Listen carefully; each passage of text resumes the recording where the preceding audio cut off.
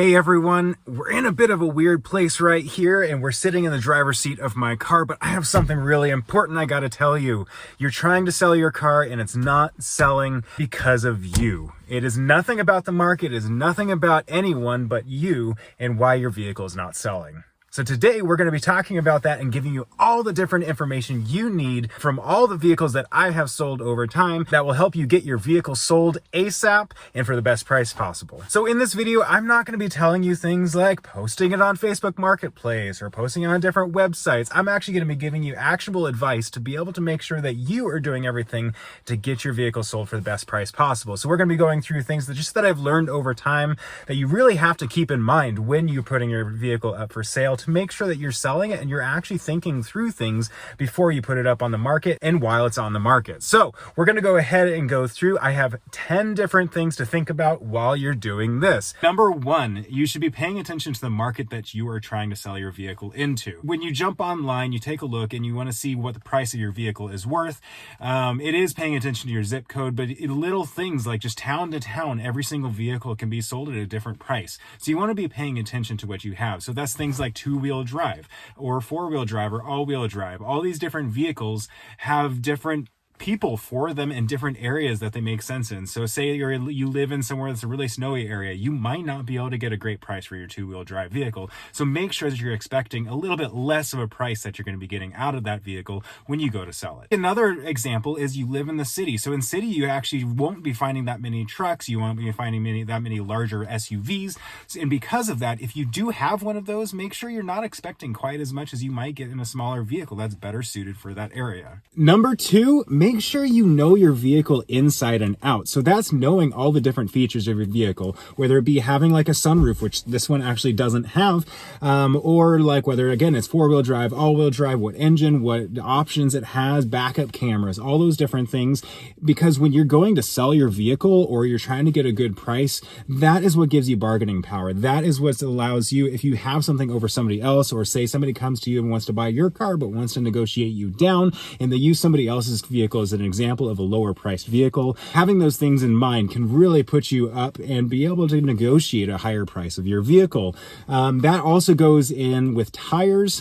Tires are a big deal. They are what the vehicle drives on, and also is what makes a vehicle feel much nicer than it may actually be. So make sure that you're keeping all those things in mind when you are selling your vehicle. Number three, write a great description. So one thing I hate is when people say, car, four wheels, I know what I have. No, you got to write a great description. You got to point out the factors of the vehicle that you have and why it's better than everything else on the market, and why somebody that is in the market for a vehicle like yours should choose yours over others.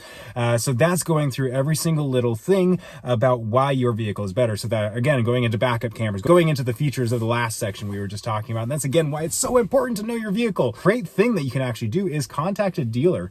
When you contact a dealer, you can actually give them the VIN of your vehicle and they can actually go through and tell you all the options that your vehicle has. A great example of this is actually an XLT. It's not the high-end limited, but it has a lot of features like leather, backup cameras, a lot of the other things that the limited has that were optioned on top of an XLT. So just going online and posting all over the place that's an XLT doesn't fully tell people what the vehicle has. You need to make sure that you're telling them the features that you have.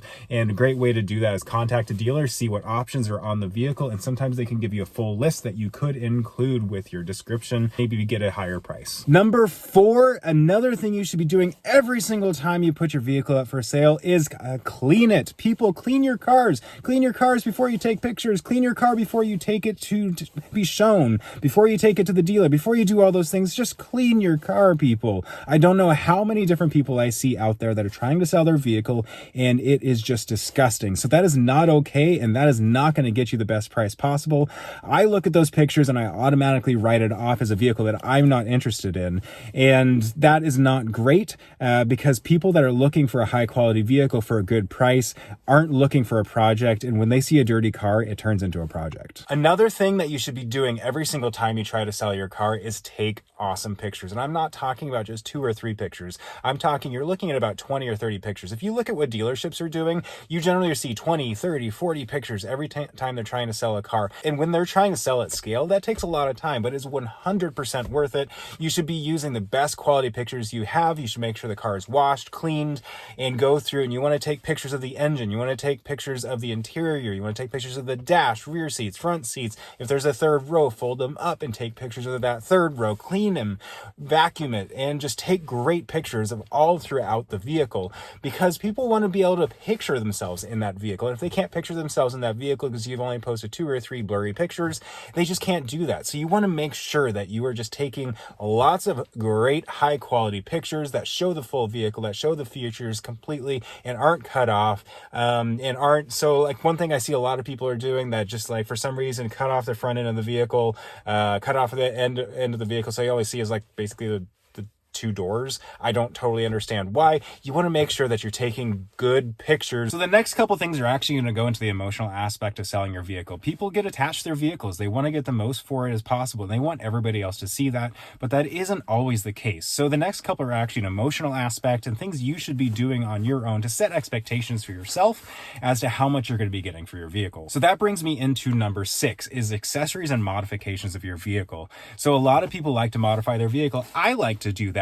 However, you need to keep in mind is those don't actually affect the sales price of your vehicle. They may in rare cases. However, for the most part, that just isn't the case. So whenever you're putting accessories, modifications, I'm talking off-road bumpers, I'm talking about tunes, I'm talking about things like cold air intakes, side steps, interior accessories, floor mats, all that kind of stuff.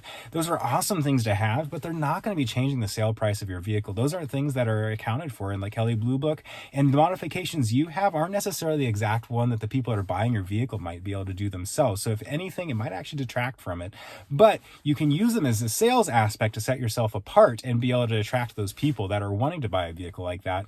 However, it's really not going to affect the price. So whenever you're putting a modification on your vehicle, keep that in mind, is you're probably not going to get the money back for that you put into it. It might sell quicker, but you're not going to get the money back from it. So set expectations for yourself because of that. So hey guys, before I move on with the video, I do want to remind you to subscribe and like this video.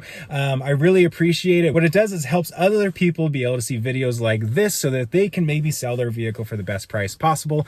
And yeah, so I just thank you guys so much for that, and on with the video. Another thing that you should be doing is making sure that you know when you're willing to sell. So important thing to do is, I've had it a lot of times where I'm not willing to sell for a certain price. Somebody makes me a hard offer saying that I will buy it today for this price, and I say no because I want this price.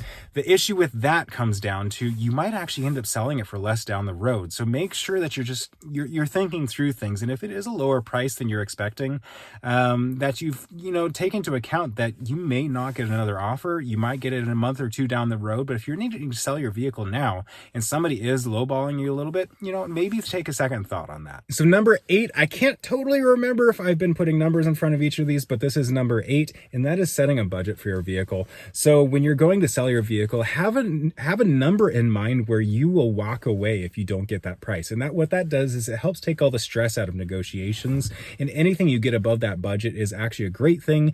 And if it goes below that budget, you're not willing to sell and you're willing to walk away. So just make sure that you have a price when you're going in.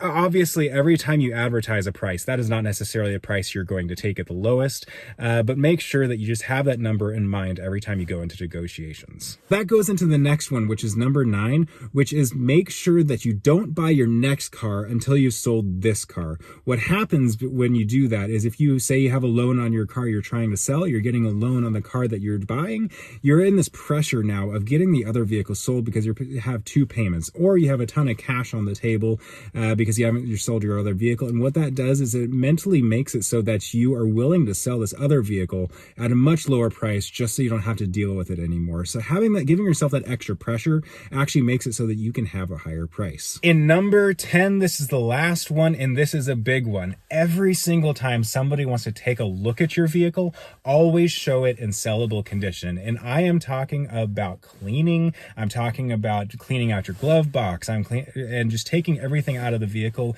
that you wouldn't hand the title over at that moment, because you might actually get a hard offer from somebody saying, hey, I will give you this number if you give it to me now. now. So that means also taking your title. Always have your title on you when you go to show the vehicle, because that might happen, and you should always set up a way for you to get home if you were to sell that vehicle. So always, always, always show your vehicle in sellable condition, no matter what that is, whether it be condition of the vehicle, whether that be cleaning the vehicle, whether it be all those different things. Just make sure that you show it in sellable condition. That is the 10 things that I think that you should keep in mind when you're trying to sell your car. I know some of them are a little bit unorthodox and not just kind of your general ones, so I hope they gave you a couple little different things. What I'm hoping to do is kind of set expectations, because you are the reason why your car is not selling, whether it be you're not cleaning your car, whether it be not taking good pictures, whether it be taking accessories and modifications into account when you're pricing your vehicle. So there's just so many different things you should be thinking about other than just posting it for sale online and hoping the right person comes along. You want to be able to make it so when the right person comes along for that vehicle, that it is exactly what they want and that they can see that it's what they want. Thank you so much for watching this video. I know this is a little bit different than other videos that I've done on this channel, but I hope it helped you out and that maybe you can sell your vehicle when you are ready to sell it at the best price possible in the quickest way possible as well. So before we end this video, really quick, before I forget, make sure to subscribe and like this video if you didn't already. If you found this video helpful in any way, I hope you do that, because it really helps me out and also helps other people out by being able to see this video.